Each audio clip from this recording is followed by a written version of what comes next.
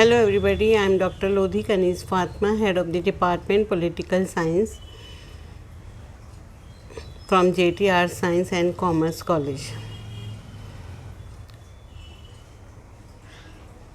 Today I am going to discuss my lecture on public administration. Our unit is New Public Administration. What is New Public Administration? New public administration is an anti-positive, anti-technical and anti-hierarchical reaction against traditional public administration. A practice theory in response to ever-changing needs of public and how institutions and administration go about solving them. Focus is on the role of government and how it can provide these services to citizens who are a part of the public interest by means of but not limited to public policy. History shows that new public administration traces its origin to first Minnowbrook Conference held in 1968 under the patronage of Dwight Waldo. This conference brought together the top scholars in public administration and the management to discuss and reflect on the state of the field and its future. The 1960s in the USA was a time of unusual social and political turbulence and upheaval.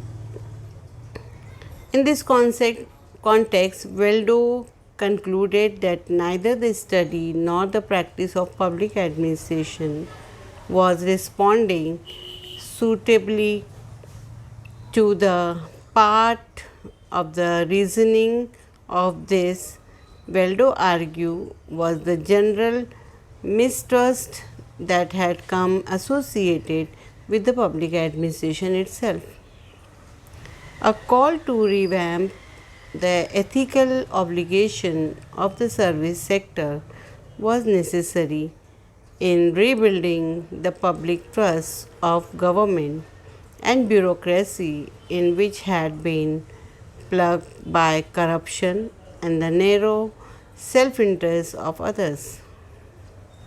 Moving towards a more ethical public service then required attention to the underlying values that support public service and public servant in any sector. The new public management did not offer public servants an alternative model to help themselves. Emerging conflict and tensions.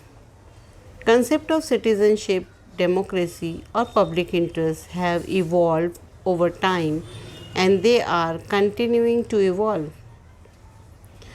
Consequently, the role of government and the role of the public service are being transformed in way that push beyond the constraint of the classical model.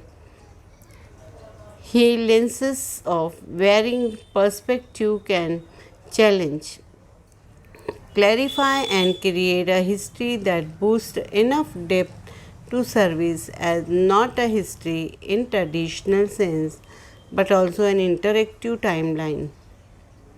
That constant improvement at its core, public services require a vision that extends beyond narrow self-interest. Waldo sees public administration and bureaucracy as integrally bound to civilization and to our culture in two senses. The evolution of civilization itself was dependent upon public administration and related concepts are constitute elements within out specific civilization and culture. New public administration theory deals with the following issues: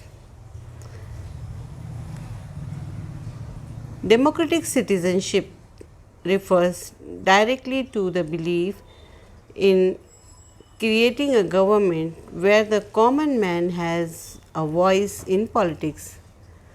For such an approach to work, citizens must become aware, knowledgeable, and active in their communities and nations. True democratic citizenship requires more than voting for representatives. It requires using one's own mind, voice, and action. Public interest refers to the collective common good within society, to which is the main objective of public interest. Next point is public policy, the means by which new public policy is enacted and introduced, not limited in participation of public but encourage involvement. Service to citizens, providing and upholding the moral and ethical standard in regards to meeting the needs of citizens through institutions and bureaucracies. First, a new theory should start with the ideal of democratic citizenship. The public service derives its true meaning from its mandate to serve citizens to advance the public good. This is the reason desire of the institution, the source of motivation and pride of all those choose to make it their life, whether for a season or for an entire career.